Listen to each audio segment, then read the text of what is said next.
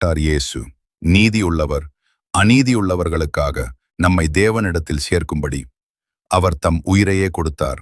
அவருடைய காயங்களிலிருந்து இரத்தம் சொட்டியது.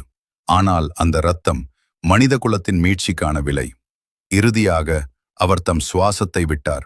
முடிந்தது என்று சொன்ன அந்த நொடி பூமி நடுங்கியது, வானம் இருண்டது. ஆனால் அது முடிவு அல்ல, அது ஆரம்பம். மாம்சத்தில் கொல்லப்பட்டார், ஆவியில் உயிர்ப்பிக்கப்பட்டார்.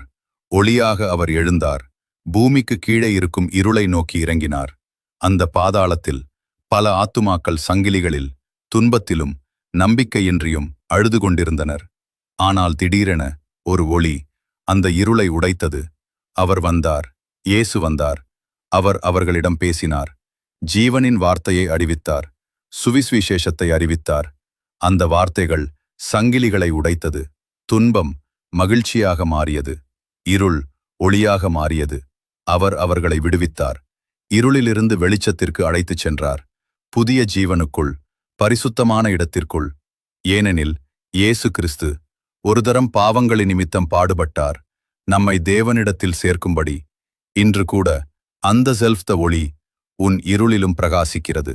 அவரை அழை, அவர் உன்னை விடுவிப்பார். அவர் இன்னும் ஜீவனுள்ளவர். அவர் இன்னும் ரட்சிக்கிறார்.